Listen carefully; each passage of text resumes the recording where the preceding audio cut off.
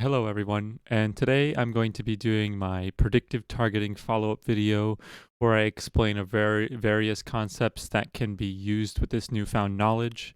I want to make a disclaimer that I'm doing this without judgment on the predictive targeting. People have mixed opinions on whether this is exploitative or unintended mechanics that are poor for the health of the game. But just understand that my position is that this information exists and it's my goal to disseminate it as freely as possible so that everybody can choose to make their own judgments about what should happen with this. So I'm going to be explaining it in a very brief fashion as to what's going on. If you want more of an in-depth picture as to what's going on, you can check my previous video, and that will show you a bit more in depth. But assuming you've already seen that and you understand the basics of it, I'm going to go into more practical situations, first with an early game offensive use of this, and then later a defensive late game use of predictive targeting and how you can best utilize it in your games. So let's start. So here I'm going to be showing you how it works. This is a picture of a post-game lobby, and this is important because it shows you the lineup, so the order that the units are in, and what I'm calling the leftmost piece now, I'm calling it the left priority target, just to kind of universalize the syntax or the diction that's being used to identify these things. So I call it LPT for short, so that people can tell me things in chat without using a mouthful. And then on the right side, that's the right priority target. So what happens is that these two units are going to be the ones that are essentially picked at a 50-50 chance, and if the left or the right priority target is not a legal target, it will then go to the next one sequentially. And there's a lot of things that affect the legality of targets. I'll be going over that probably in a different video. But essentially, you should be able to predict or understand how unlikely something is to be targeted based on how close to the center it is, because the same thing happens on the opposite side, where the right priority target, if the rightmost is not a legal target, then it will go to the second from the right. And so this is important information that we'll take to the next example, the early game offensive strategy. So I'm going to be using symbols in this case, and all you need to know is that the star is the key piece, and I'm going to kind of use the function or the behavior of the Wind Ranger to best exemplify what an early game use of this would be, because maximizing early damage by a Wind Ranger can really turn the tides in a battle that you may have thought was lost. So in this case, I'm going to kind of use a traditional positioning that's used in many lobbies, and it's going to be like this, where the green is the left priority target and the dark red is the right priority target. And we have 3 melee units in the front and then a 1 ranged unit in the back. And so you might wonder, okay, if I positioned without this knowledge, what would happen? So if we go down to the right corner, you see that this is hypothetically the Wind Ranger, and assuming that they're going to stay there because you have a front line, this is how it would aim. And you can see that the coverage is not optimal here. You're going to be hitting about 2 of them at most if they don't move. And so you're missing out on a lot of damage. There's diminishing returns on Wind Ranger, but the same thing applies. I mean, if this was Grim Touch, you'd want to have them all linked together, wouldn't you? And so if you switch to the opposite side, it's a little bit better. It's you get a bit more coverage. The one at the left priority target is going to probably hit 2 of them. The one on the right might hit all of them, but you're not really sure. It's definitely not. I don't feel confident in suggesting that. So one thing you may consider, and this is something I often do because on the left side is where most people position. So if you put your units on the left side, then you will actually be fairly safe, especially in an assassin heavy meta. So this is actually something I do. And I put it in the front so that there's a whole lot of room here for me to kind of force melee units to be the focus target of the assassins, and I essentially turned the fight into instead of it being divided from bottom and top, I essentially turned the fight into a fight between left and right. So they start over here on this side, say, they move forward, assassins jump in the back, and then my melee spread out along the middle. So then the melee units that are moving over here then become the backmost and thus the target of assassins. So that's a particular scenario, and in this case, I do get a lot of coverage on my Wind Ranger. So that's very beneficial. However, if the left priority target here is a Skybreaker, this might not work out so well because your Wind Ranger, if it gets interrupted during that channeling ability, it does much less damage.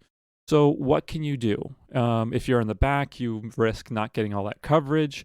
Well, if you know how this movement behaves, you can thus try to manipulate the enemy piece behavior so that you get coverage. And how I have devised this is by positioning my Wind Ranger here, and then positioning the other units so that they manipulate the movement of my opponent in such a way that you will be able to get the maximum coverage. So these are the directions that we'd expect. So as you can see, the coverage is not optimal. You have some doubts as to whether you're going to get full coverage. And, the left priority target, you probably hit only one or two of them. The right priority target, you might hit all of them. You can make this 100% certain that you'll get maximum coverage by making sure that the left priority target and right priority target are in the same line. And there's a way that you could do this by manipulating the opponent movement. So using this positioning, if they're melee units and a ranged unit as the right priority target, you can manipulate them so that they're on the same line. What's going to happen here is that the left priority target, say it's a Skybreaker, is going to move one space forward because that's the shortest amount of distance it has to move while prioritizing the vertical and horizontal positions to be in combat range of an opponent. And what's going to happen is that the left priority target and the right priority target are going to be in the same line. So it's no longer a coin flip anymore. You know 100% of the time which direction it's going to shoot in, as long as they're legal targets. And I'll go into that in a later video. I'm still working on it. I'm still trying to get, be certain. So I'm disseminating the proper information versus hunches. So in that case, you would see that you'd have both priority targets in the same line, and therefore you can be sure. So this is only 3 units. What do you do with the 4th? Well, this is where, with experience and through scouting, you can understand what the best unit would be for a position like this. And I think the best position would be here. And the X represents melee or ranged. It depends on what you're going against. For example, if this is assassins, your Wind Ranger is going to get smoked. I would suggest putting something like a Heaven Bomber. Why? Because Heaven Bomber doesn't do very much damage. And when assassins, say Soulbreaker, an early 2-star Soulbreaker perhaps, if they take a lot of damage, they're going to use their Shuriken potentially on your Wind Ranger. What that does is ends the channeling and lowers your damage output. You're probably going to lose a round and you're going to take more damage than you would like to. So in that case, you might want to use a Heaven Bomber. If you use a melee unit, it's going to relieve the damage that's being given to your ranged unit by moving into this direction here, because it cannot move this way because it's obstructed by this piece here, and any other direction would take 2 movements versus 1. So this is the fastest and most simple movement that this piece can take. And what's going to happen is then that these units are going to initiate combat, and the ranged unit will not have priority anymore because it's not in the horizontal or vertical axes, and those always have auto attack priority. And so using this information, it may seem very heavy and dense, but as with many skills that you develop when you're trying to play competitive video games, these things that take a lot of computational energy in the limited time you have become quicker and quicker to the point where they almost become subconscious. You just notice patterns and you're like, okay, this is what's going to happen. I suspect that's going to be the case in these kind of situations as well. And that's why I think the skill ceiling may have increased a little bit with this information.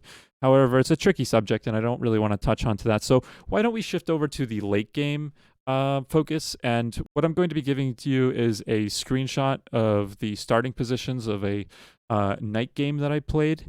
And I calculated exactly what was going to happen prior to the fight happening.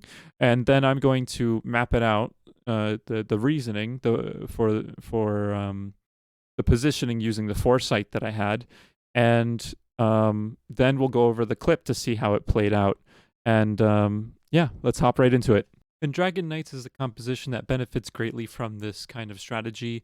The utilization of predictive targeting can protect you from Dragon Knight's greatest counter, which is the Dark Spirit. So in this particular example, I have the Hell Knight completely decked out in good items. So I need to keep that Hell Knight nice and healthy. The Light Blade is also a 3-star. Not really that strong, but still a very decent DPS. And as well as Dragon Knight has some decent items as well, I believe. And so what I did was I cleverly designed the positioning and also the position on my lineup so that they attract targeted spells in a designed way.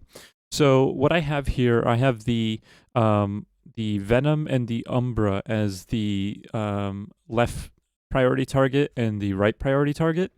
And I designed it so that if they were to die, then the runner-up, I guess, will be the Evil Knight and the Argali Knight. So what this means is that at the beginning of the round, what I'm expecting is for the dragons, first action probably to cast their spells, which will be Venom's slow damage over time and Umbra's casting of multiple familiars. And Umbra is really great because those familiars don't tend to move very much, keeping her very easy to keep planted in a corner.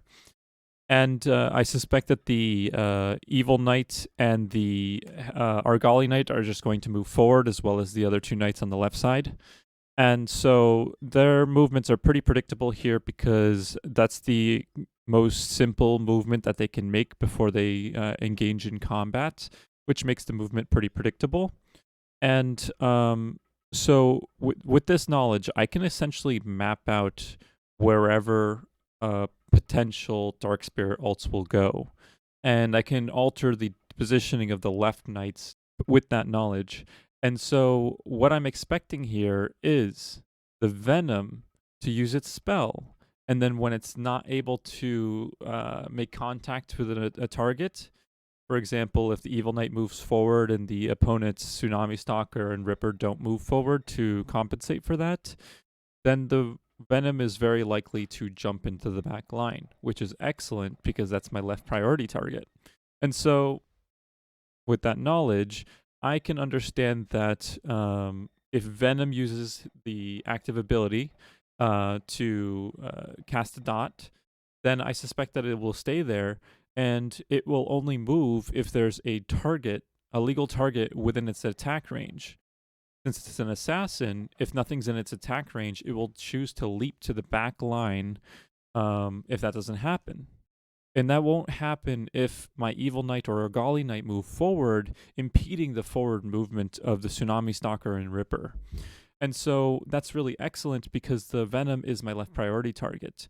And this is also important because if Venom jumps back there, it's in grave danger. And so having a runner-up is really important here because you don't want the runner-up to accidentally be your Hell Knight carry. And so this makes it very easy to predict all of the Dark Spirit positions. For example, if Venom gets targeted really early on and isn't able to jump, it's going to be centered around the Venom. If it happens to choose the right priority target and chooses her Umbra or one of the familiars, it will be in this area here. If it chooses to go on to the Evil Knight or Argali Knight, it will be in those two positions respectively.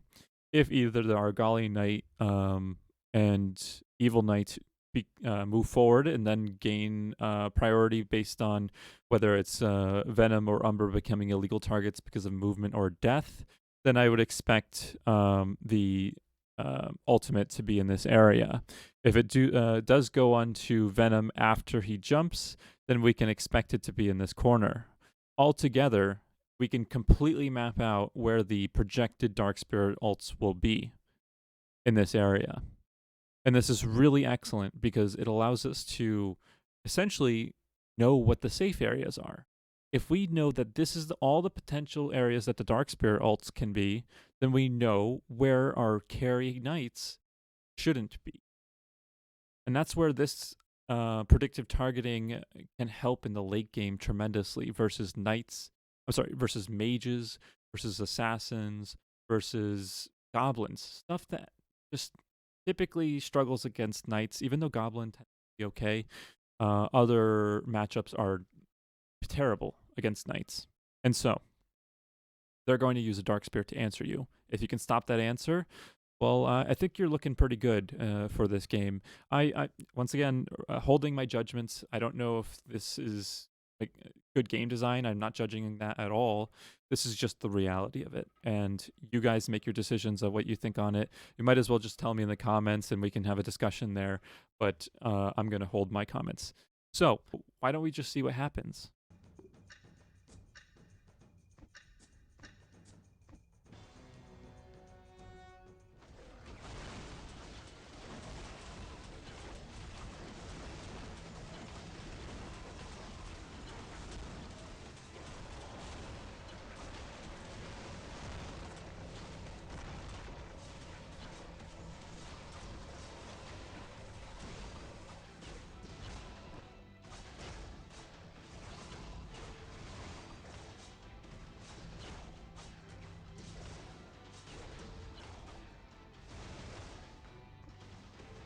That's disappointing. So thank you so much for watching. I hope that you enjoyed the video and learned a few things. Rest assured there's a lot more to this phenomenon, and I'm looking forward to sharing that with you once I get enough concrete data to support that it's not just a fluke. So thank you so much for watching, and be sure to like, comment, and subscribe. It really helps me out. I'm super excited to start doing this for you guys, and I really appreciate it. Have a good one, guys.